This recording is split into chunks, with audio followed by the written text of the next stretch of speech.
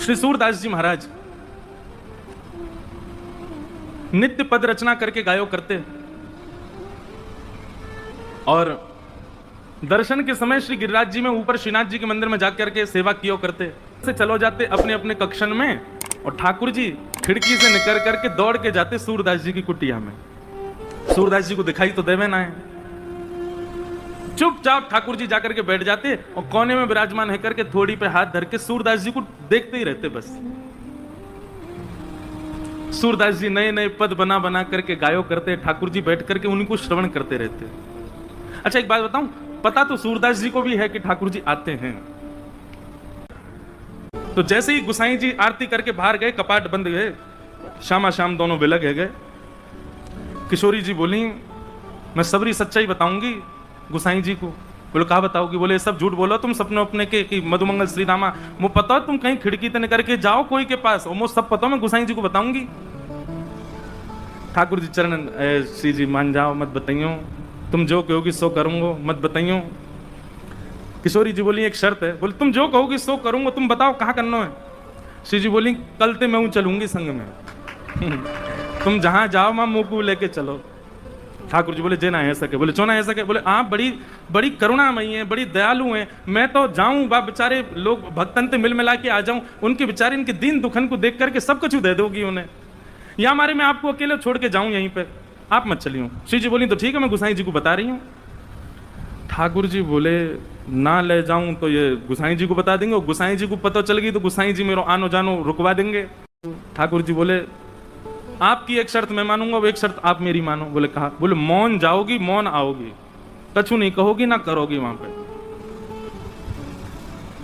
श्री जी बोली ठीक है कछु ना करूंगी। ठाकुर जी बोले मैं विश्वास ना है रो आप पे, मुझे भरोसा ही ना है, नेक बाहर जामेंगी देखते ही ऐसी पिघल जामे। बोले ना मैं बिल्कुल ऐसे रहूंगी आपकी जैसी, जैसी जाऊंगी वैसी आ जाऊंगी। ठाकुर जी बोले ठीक है।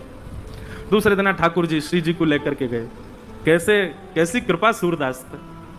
सूरदास जी की कुटिया में चुपचाप चोरन की भांति ठाकुर जी घुस गए और श्री जी घुस गए और दोनों एक कोने में बैठे हैं थोड़ी पे हाथ धर के, और ठाकुर जी हाथ पांव जोड़ रहे हैं। वो रोइयो मत, भावुक मत होइयो, जे कछु गावे होगा तुम नेक में ही ऐसी है जाओगी, चुप रहो ना, मैं बैठ रही सुन रही हूँ बस। सूरदास जी ने गानो प्रारंभ किया और जैसे ही गानो प्रारंभ किया, आहा श्री जी के तो भाव नेत्र सजल है गए।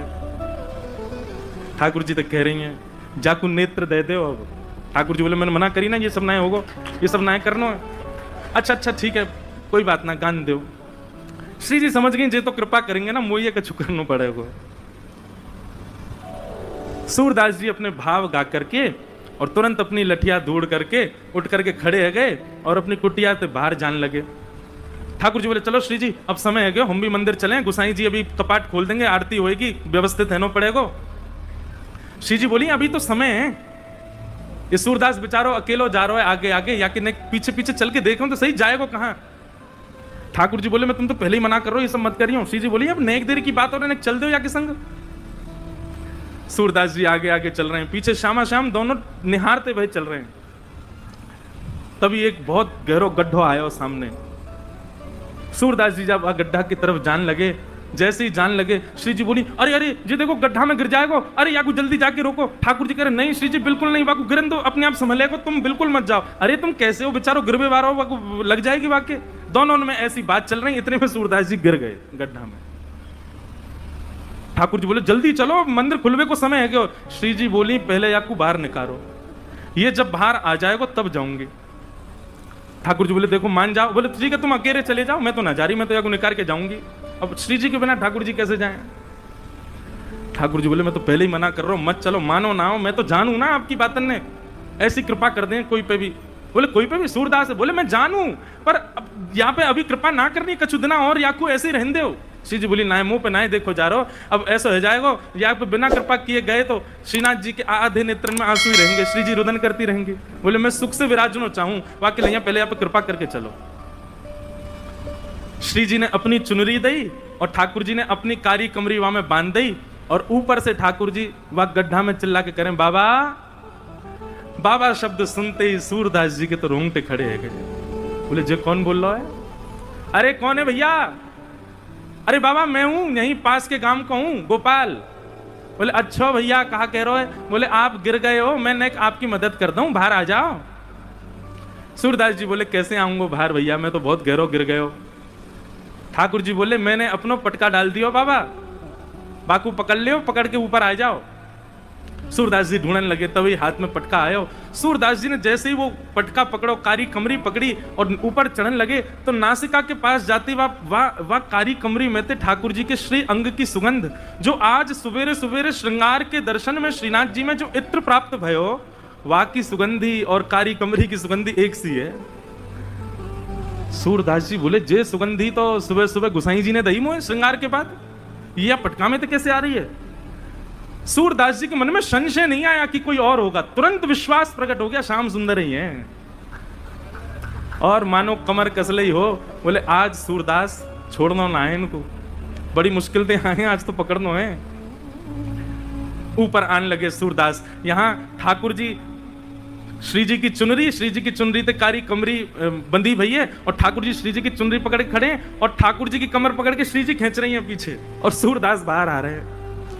सूरदास जी जैसे जैसे बाहर आ रहे हैं, नेत्रन में आंसू आ रहे हैं, लेकिन पी रहे हैं। बोले आज भावुक ना होनो, आज तो चतुराई दिखानी है। और जैसे ही महाराज सूरदास जी निकल के बाहर आए, जानबूझ के सूरदास जी ने ऐसा नाटक किया कि मानो गिर गए हों, और जोड़ते आगे की तरफ गिरवे को भय। ठाकुर जी तो पीछे हट गए, श्री जी वहीं रह गई, तो श्री जी के चरणन में जाके गिरे, सोई चरण पकड़ लिए सूरदास जी ने। अब सूरदास जी के हाथ में जैसे ही श्री जी के चरण आए, ठाकुर जी ने श्री जी को हाथ पकड़ो, जोड़ते बोले पीछे हटो। अब पीछे श्री जी हटी तो श्री जी के पामन को नूपुर सूरदास जी के हाथ में रह गए। सूरदास जी ने चुपचाप छुपाए के यहीं धर लियो। ठाकुर जी बोले श्री जी जल्दी चलो, मंदिर खुले बारो, गुसाई जी अभी मंदिर खोल देंगे। श्री जी चलन लगी तो बोली जय जय, मेरे एक नूपुर की ध्वनि ना आ रही, कहीं गिर को दिख है। ठाकुर जी बोले दूसरा दिलवाए दूंगो, अब चलो जल्दी। श्री जी बोली ना मुंह को तो वही चाहिए। ठाकुर जी बोले यही मारे ना लेके आ रहा हूं आपको। अब पीछे मुड़ के देखिए तो सूरदास जी वह नूपुर को ऐसे कान से लगाए करके वह की ध्वनि सुन रहे हैं, देख तो सके ना है, वह की कोमलता को अनुभव कर रहे हैं। वह बाबा के पास में जय जय वहीं चलो। ठाकुर जी बोले अब यहीं पर रहने दो, मैं दूसरी दिलाई दूंगा तुम्हें, अब चलो जल्दी, मंदिर में खुल जाएगा नहीं तो। बोले ना मुंह को तो यही चाहिए। बाबा अरे भैया कौन है? बोले मैं ही हूं गोपाल, अब ही जाने आपको बाहर निकालो। अच्छा भैया कहे कहा बात है? बोले बाबा मेरे संग मेरी सखी आई, बाको नूपुर गिर गयो, आपने दल लियो अपने पास, बाकू दे दो। सूरदास जी बोले जे नूपुर? बोले हम बे। बोले जे तो वाको है जो मेरे मुंह को निकार में आयो का। बोले बाबा मैं वही तो हूं। बोले मोहे का पता भैया तू वही है, मुंह दिखाई तो देवे ना है। अरे बाबा मान जा जे हमारो ही नूपुर है। बोले अच्छा तेरी सखी के पास एक नूपुर होगा, एक नूपुर तो मेरे पास है। सखी ने आगे आए करके अपने दूसरे पाम के नूपुर की पहचान मुंह को कराए दे, मैं छू करके देख लूंगा कि हाँ जी वही नूपुर है तो दूसरे पाम में पहनाए दूंगा, और नहीं तो भैया मैंने कहीं तोय दे दी और असली या को हकदार आयो और बाने आके मुझसे कही तो मैं तो बड़ी विडंबना में फंस जाऊंगा, मुझे तो पता ना है असली कौन है। ठाकुर जी बोले श्री जी जो बहुत चतुराई कर रहा है, या को पता चल गई है कि आप ही श्री जी हो और ये दूसरा पाम पकड़ लेगा आपको। श्री जी बोली पकड़े तो पकड़न दो, लेकिन आज ये नूपुर लेके ही जाऊंगी। वो नूपुर के प्रति आसक्ति थोड़ी हमारी श्यामा जी की, उनकी तो जब से दृष्टि में आ गए सूरदास जी तब से बस यही चिंता है श्री जी को कि आप कृपा कैसे करूं मैं। श्री जी आगे बढ़ने लगी, ठाकुर जी पाम पूछो, तुम्हारे पाम पूछो या के पास मत जाओ पकड़ लेगो। श्री जी चलती जा रही हैं, लो बाबा दूसरे पाम के नूपुर की पहचान कर लो। सूरदास जी ने दूसरे पाम को स्पर्श किया, बांधी भाई नूपुर हाथ से छुई, नेत्रन से आंसू बहन रहे हैं। लाली अपनो पहलो पाम आगे कर दे मैं पहना दूं। श्री जी ने पाम आगे किया। सूरदास जी जैसे ही नूपुर बांधन लगे, नूपुर बांधते ही सूरदास जी ने तो ऐसे अंक में श्री जी के दोनों चरण पकड़ लिए। बोले अब नहीं जान दूंगा, अब तो कृपा करो मुंह पे, कृपा करो तभी जान दूंगा। यहाँ ठाकुर जी खींच रहे हैं श्री जी को, लेकिन श्री जी कस के पकड़ लें सूरदास जी ने। अरे बाबा छोड़ दे। बोले आज नहीं छोड़ूंगा, बड़े दिनान में हाथ आए हो। 84 लाखन में घुमाए घुमाए करके जैसे तैसे तो सूरदास बनो, जैसे तैसे गिरिराज जी आके अटकाऊं, जैसे तैसे श्री वल्लभाचार्य जी की मुंह को दीक्षा प्राप्त भई है, अब ना छोड़ूंगा, अब तो जय जय कृपा करो। बोले कहाँ कृपा करें? बोले मैंने जीवन में आपसे कछु नहीं मांगो, लेकिन आज मांग रहा हूं। ये दो चक्षु, इनकी कभी मुंह को अभाव को अनुभव ना भयो कि आपने मुंह को क्यों ना दिए, बहुत कृपा ठाकुर जी जो आपने ना दिए, लेकिन आज पहली बार ऐसा लग रहा है काश मुंह पे नेत्र होते तो मैं दोनों युगल के दर्शन कर लेता। सूरदास जी ने तो कही है, श्री जी ने तो इतने अपने हाथ धर दिए, बोले बाबा आंख खोल लो। ठाकुर जी कह रहे हैं कि मुझे पूछ तो ले करो। किशोरी जी कह रही है पूछो पूछो वारो काम ना है, सब होन दो, बाबा आंख खोलो। सूरदास जी ने अपने जीवन में पहले बार कमल जैसे, बिल्कुल ठाकुर जी जैसे नेत्र प्रदान कर दिए सूरदास जी को। जैसे ही नेत्र खोल करके देखो, आहा, नव दुल्हे ब्रजराज सांवरो, दुल्हन राधा गोरी, बसो मोरे नैनन में यह जोरी, बसो मोरे नैनन में यह जोरी।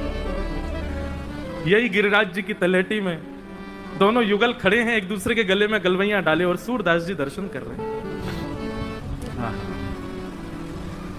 सूरदास जी पे बड़ो अनुग्रह किया ठाकुर जी ने, और अनुग्रह करने के बाद दोनों उनकी खूब रज रज के दर्शन किए। सूरदास जी दोनों जैसी जान लगे, सूरदास जी बोले जय जय अब एक कृपा करो। बोले कहा, ये जो दो नेत्र आपने मुझको प्रदान किए ना, इनसे मैंने आपके दर्शन कर लिए, अब ये नेत्र मुझसे वापस ले लो, अब मुझको फिर से आंधरो बनाए दो। क्यों? बोले अब आप दो बस गए, बस आप दो मेरे चित्त में विराजे रहो, बाकी अब संसार में मुझको कोई और को नहीं देखना, फिर से मुझको अंधो कर दो। बोलो भक्त वत्सल भगवान की।